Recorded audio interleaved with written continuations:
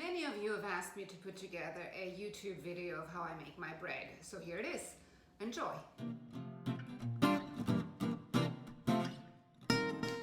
I like to use a food processor because it just makes it much easier to knead the dough, but you can do it by hand, it's not a problem. First of all, I add some cold water to the food processor, a cup and 1 1/3 cups. It is important that it's cold because it does make much more flavorful bread due to the cold fermentation process. So you add your water, then you add 2 teaspoons of yeast. And what I like to use, it's what I call a secret ingredient, is a diastatic malt powder. It is not necessary, but it definitely makes a wonderful crust and a great tasting bread. So I just put in 1 tablespoon of that diastatic malt powder. You can get it on Amazon for $11.95. It is very easy to buy and very easy to get. I will have all these details in the recipe link on this video. Then I add 3 1/4 cups of flour.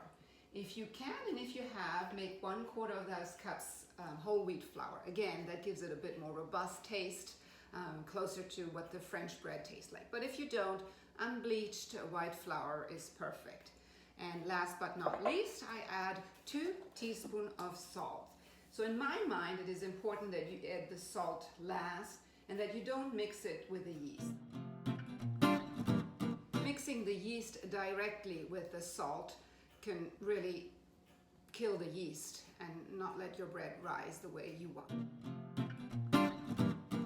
So I've now mixed the dough in the food processor, or again, you can do it by hand or even in the bread maker, just use the dough function.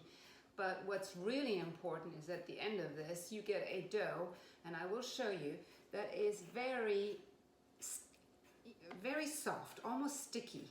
I learned this summer also when I went to take a class with a master baker in Paris, and you know how to make the best baguette and croissants and pain au chocolat, and he taught us that it has to be almost like a little stretchy, a little sticky. So if your dough is too dry, add more cold water.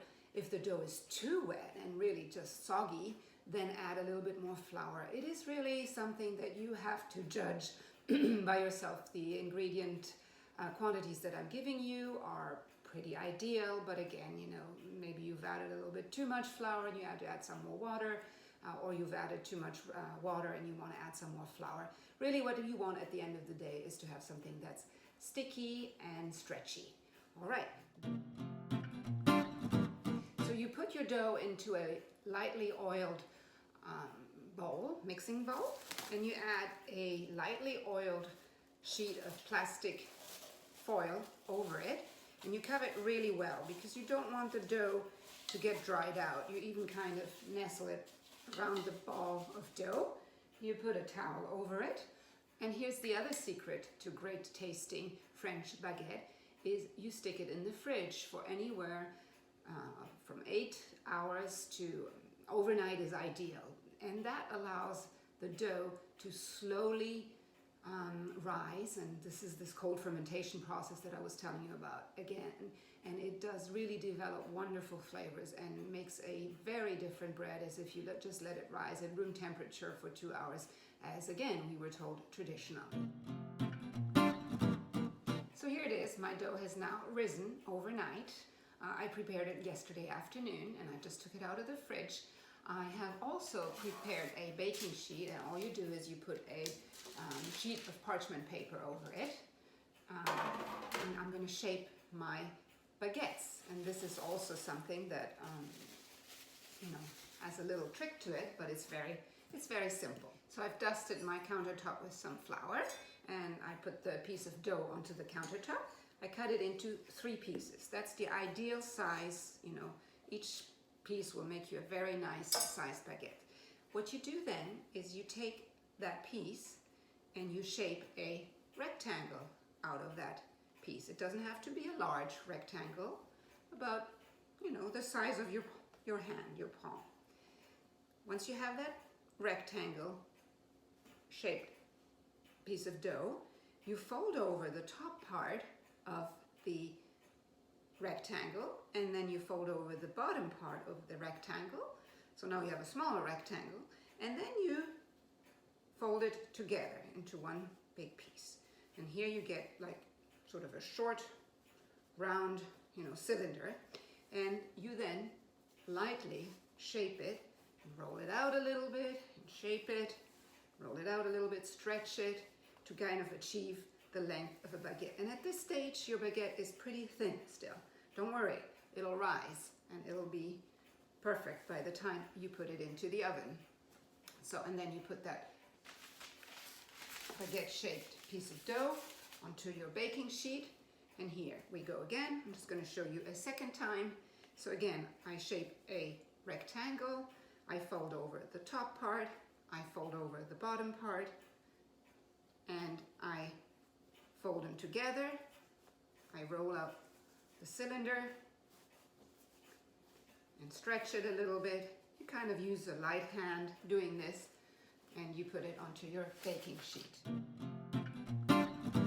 Okay, here we go. So we have 3 identical shaped baguettes, and we're going to let them and stretch them out a little bit if they sprung back. So you just put them out there nicely, and then you let it rise for, I would say, probably at least 2 hours.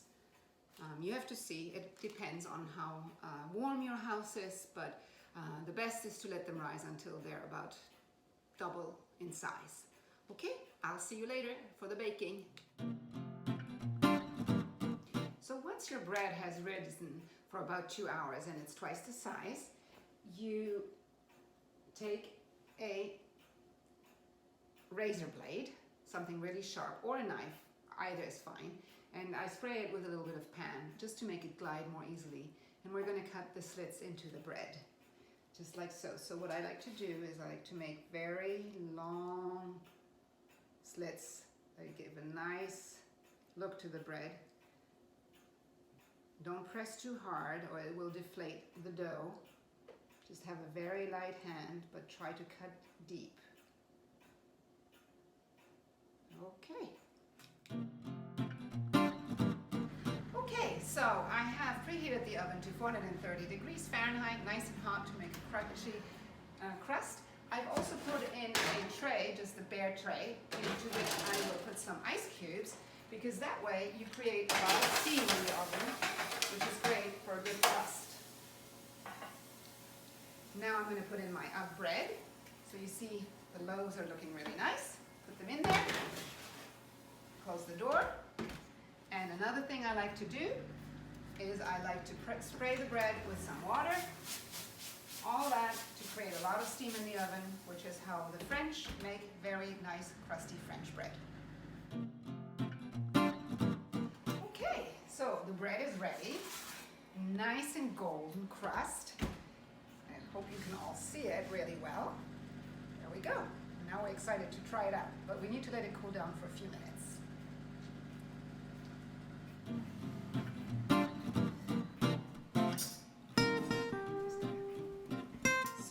I've let the bread cool down for about 15 minutes, so it's much easier to cut into, and that's what I'm going to do now, just to show you what it looks like. I don't know if you can hear how crunchy it sounds.